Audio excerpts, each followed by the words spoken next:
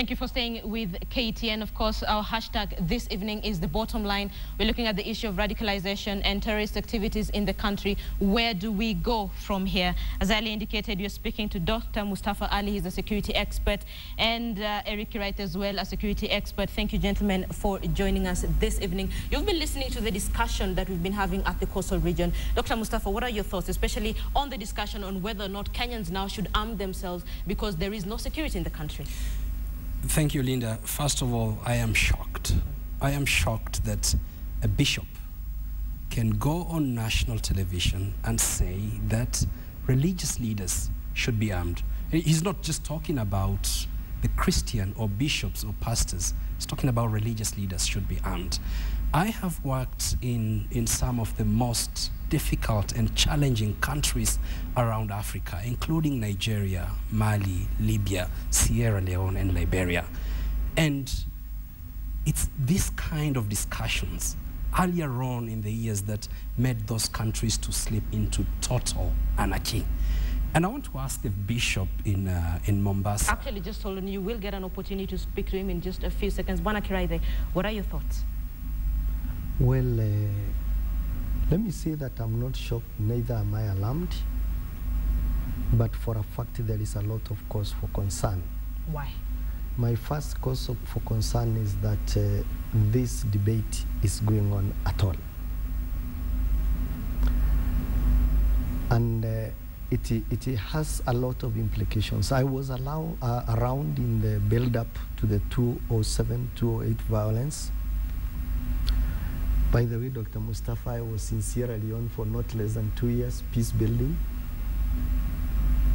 And the thing is, we have a problem as a country, and the time for action is now. We have a problem as a country, the time for action is now, yet you have a problem with this discussion. Yes, what I'm trying to tell you is that there is a very huge difference between opinion held and opinion propagated. Certainly, the acts of violence directed against innocent people, somebody who went to church to pray, somebody who went to a mall to shop, somebody who went to arsenals to sell their wares, somebody who was passing along the road, has caused a lot of fear in very many people. The government has been very active, and I can tell you that a lot has been going on, and a lot is still going on. But the minute everybody is asking what is the solution for fear, the minute we start implying and propagating the idea that I have a solution for you, there's a problem. There is a problem, because we are propagating an idea of violence and retaliatory violence. The basic concept of law and order is that a people will govern. Yes. And because all of them cannot govern, they will give that responsibility to certain of their own members through a democratic election. And once they give that out, then they will forfeit their right to use coercive force, to use responsive force, and forfeit it to a governing body. Fast forward. Okay. Let me say that I am not totally in agreement with Dr. Mustafa that he is alarmed at the bishop, simply because I know too much about what the bishop is saying as the other side of the coin. Which is?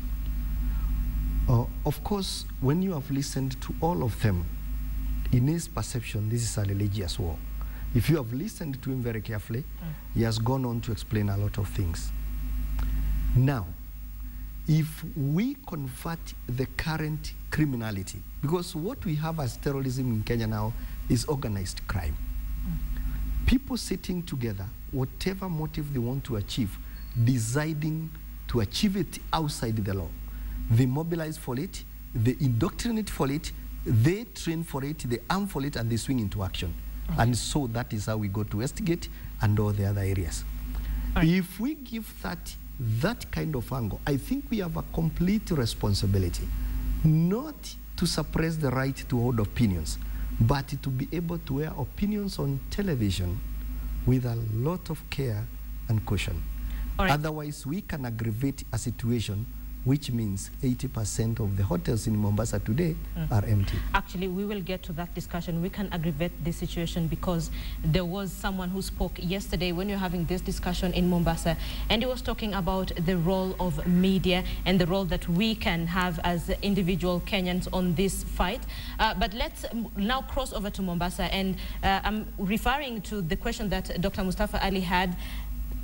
Dr. Mustafa Ali had for Bishop Lambert. Bishop Lambert has been very categorical, saying we are not seeing the government protecting us. This is the time that we need to come up and protect ourselves. Dr. Mustafa, you can pose your question. He can hear you.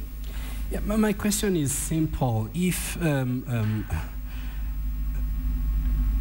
Jesus was to come back today and listen to that bishop asking for guns, what would Jesus think?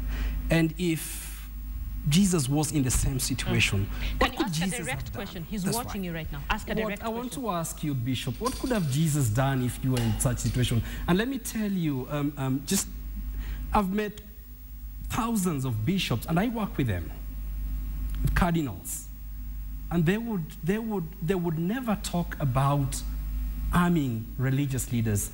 The responsibility to protect citizens in a nation rests with the government and the police and the armed forces of that country, not with the religious leaders. Let him respond.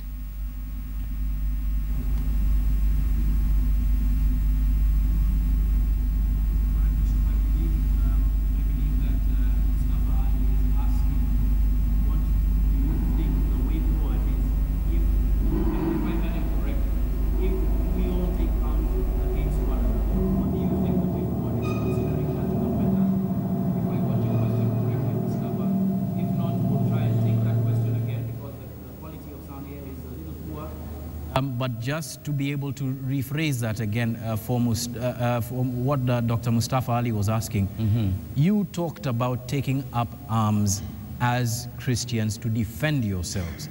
I believe that the question was, what next? How will this keep going? If I'm wrong, Dr. Mustafa, you can address the question again, but perhaps we can start from there. Okay, let me ask that way. Of course, it is common knowledge in our country that, first of all, our policemen are not enough. Secondly, the infrastructure is very bad. Their transportation system is just terrible. How many times do you get a robbery going on in your house? You ring the police, they come after 1 hour. How many times do you get a small traffic accident on the road? You ring the police, the traffic cops come after 2 hours. Now, what would happen if I spotted a suspicious person around the church compound? If I ring the policeman, by the time they come after 2 hours, if this man had a gun, if he had a grenade, he only needs 30 seconds to decimate the whole church. That is why, because we know our weakness with our police force, they're trying their best, we know. But they're not enough, the instructor doesn't allow them. But do we know our own weaknesses? Because if I were to myself handle a gun, if I had a grouse against someone else, what's to stop me from picking that gun that I was given by the government to defend myself and go out and shoot the next person who I don't like? Okay, in that case, that is an isolated case, because even it's not isolated. I can give you plenty of examples from countries that have guns. Most recently in the United States, someone went on a killing rampage, killing 6 people because women refused to sleep with him. What kind of grouse is that? And that happens in countries where the right to bear arms is legal. How can you say that one person holding guns will treat those weapons responsibly? It's a difficult question, Bishop, but you're the one who's raised this debate, so perhaps you can respond. Let me answer it. There will always be bad apples in every barrel. Because if we go by your reasoning, which I respect, we have seen also policemen, soldiers turning their guns against each other, shooting their wives, shooting the people. Then it would mean that we also don't give policemen guns because they also kill other people irresponsibly. Yeah? So let us not reason because of isolated cases. Here I'm talking about deterrence. You're talking about everybody having arms. Yvonne. And I'd just like to add, you make the comparison to the police not having arms. However, the police go through some significant training to be able to use arms, to know how and when to use them. What about, are you then proposing that your people go through training, and who would give them that training? You see, I was talking, and I'm talking on behalf of the church, because we saw our churches targeted unfairly. People have struggled, they have given fundraising, they build a beautiful structure for their God, and then somebody just comes and sets on fire. So we are talking Bishop, for a church, so not for everybody. Who would give the training? To yourself and to your congregants? Who would give the training? Of course, there are people who can train us. It means... Have you identified any? Anybody can be trained to do anything. Even you, if you are trained, you can handle a gun. All right, okay. And on that note, we would like to ask to hold that thought. I know we have a lot to say on that one. Please. The discussion on terrorism activities in the country, radicalization. Tonight we're looking on the way forward. Where do we go from here? In studio, I have Dr. Mustafa Ali, a security expert, and Eric Kiraithe, a security expert as well. Bwana Kiraithe, you have been listening to the discussion between the pastor and, of course, Dr. Mustafa. What do you think about the discussion that the two have had? Well, Linda, thank you for that question. What I think is that basically that is the wrong discussion in public domain.